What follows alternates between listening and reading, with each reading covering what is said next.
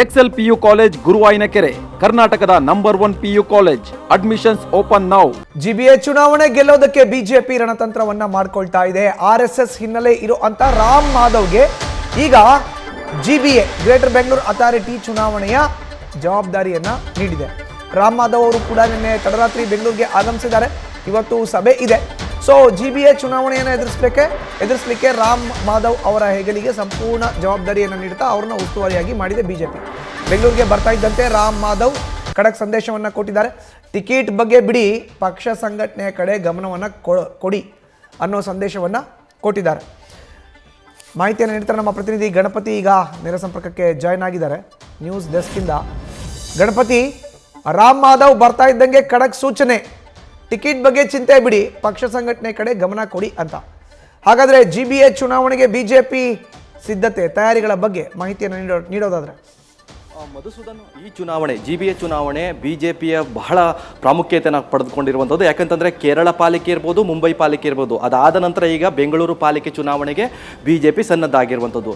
ಬಿಜೆಪಿಯ ಹೈಕಮಾಂಡ್ ನಾಯಕರ ಸೂಚನೆ ಮೇರೆಗೆ ರಾಮ್ ಮಾಧವ್ ಈಗಾಗಲೇ ಬೆಂಗಳೂರಿಗೆ ಆಗಮಿಸಿರುವಂಥದ್ದು. ಇವತ್ತು ಬಿಜೆಪಿ ಕಚೇರಿಯಲ್ಲಿ ಬ್ಯಾಕ್ ಟು ಬ್ಯಾಕ್ ಸಭೆ, ಅಂದರೆ ಮಾಜಿ ಶಾಸಕರು ಇರ್ಬೋದು, ಹಾಲಿ ಶಾಸಕರು ಇರ್ಬೋದು, ಜೊತೆಗೆ ಮಾಜಿ ಪಾಲಿಕೆ ಸದಸ್ಯರ ಜೊತೆಗೆ ರಾಮ್ ಮಾಧವ್ ಅವರು ಒಂದು ಸಭೆಯನ್ನು ನಡೆಸ್ತಾರೆ. ರಾಮ್ ಮಾಧವ್ ಅವರು ಜಿಬಿಎ ಚುನಾವಣೆ ಅಂದರೆ ಬಿಜೆಪಿಯ ಚುನಾವಣೆ ಉಸ್ತುವಾರಿ ಆಗಿರುವಂತಹದ್ದು.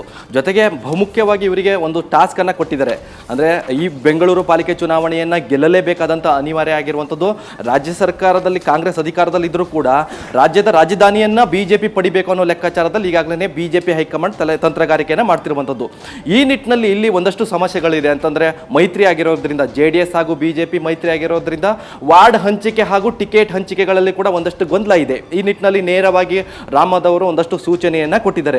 ಯಾರೆಲ್ಲ ತಮ್ಮ ಬಳಿ ಬಂದು ಟಿಕೆಟ್ ಹಂಚಿಕೆ ಇರ್ಬೋದು, ಜೊತೆಗೆ ವಾರ್ಡ್ ಹಂಚಿಕೆ ಇರ್ಬೋದು, ಈ ಎಲ್ಲ ಲೆಕ್ಕಾಚಾರಗಳನ್ನೇನಾದರೂ ಕೂಡ ಚರ್ಚೆ ಮಾಡಿದ್ದೆ ಆದಲ್ಲಿ ಅದು ನನ್ನ ಬಳಿ ಚರ್ಚೆ ಮಾಡಬೇಡಿ, ನೇರವಾಗಿ ಹೈಕಮಾಂಡ್ ನಾಯಕರ ಜೊತೆಗೆ ಚರ್ಚೆ ಮಾಡಿ. ಏನಾದರೂ ಕೂಡ ಟಿಕೆಟ್ ಹಂಚಿಕೆ ಬಗ್ಗೆ ದೆಹಲಿಯಿಂದ ಡಿಸಿಷನ್ ಬರುತ್ತೆ, ಈ ನೇತೃತ್ವದಲ್ಲಿ ನಾನು ಇರಲ್ಲ, ಅಂದರೆ ಈ ಸಂಬಂಧಪಟ್ಟಂತೆ ನಾನು ಚರ್ಚೆ ಮಾಡಲಿಕ್ಕೆ ಆಗಲ್ಲ ಅನ್ನೋದು ಕೂಡ ಒಂದು ಸ್ಪಷ್ಟ ಸಂದೇಶವನ್ನು ಕೊಟ್ಟಿರುವಂಥದ್ದು. ಹೀಗಾಗಿ ಇಲ್ಲಿ ಬರುವಂತಹ ಸಾಮಾಜಿಕವಾಗಿ, ಅಂದರೆ ನೇರವಾಗಿ ಒಂದಷ್ಟು ಶಾಸಕರು ಇವತ್ತು ಸಭೆಯಲ್ಲಿ ಭಾಗಿಯಾಗಿದ್ದರೂ ಕೂಡ ಮಾಜಿ ಪಾಲಿಕೆ ಶಾಸಕರು, ಅಂದರೆ ಮಾಜಿ ಪಾಲಿಕೆ ಸದಸ್ಯರ ಅಳಲೇನಿದೆ, ಅಂದರೆ ನಮಗೆ ಈ ವಾರ್ಡ್ ಬಿಟ್ಕೊಡ್ಬೇಕು ಅಥವಾ JDS ಬಿಟ್ಕೊಡ್ಬೇಕು, ಈ ನಿಟ್ಟಿನಲ್ಲಿ ಒಂದಷ್ಟು ಚರ್ಚೆ ಆಗ್ತಿರುವಂಥದ್ದು. ಹೀಗಾಗಿ ಗೆಲುವಿಗೆ ಜೊತೆಗೆ ಪಕ್ಷ ಸಂಘಟನೆಯನ್ನು ಮಾಡಿ ಅನ್ನೋದು ಕೂಡ ಒಂದು ಸ್ಪಷ್ಟ ಸಂದೇಶವನ್ನು ಈಗಾಗಲೇ ರಾಮ್ ಮಾಧವ್ ಅವರು ಕೊಟ್ಟಿರುವಂಥದ್ದು. ಮಧುಸೂದನ್, ಧನ್ಯವಾದ ಗಣಪತಿ ನಿಮ್ಮ ಮಾಹಿತಿಗೆ. ನ್ಯೂಸ್ ಫಸ್ಟ್, ನಿರ್ಭೀತಿಯಿಂದ ನಿಮ್ಮ ಪರವಾಗಿ.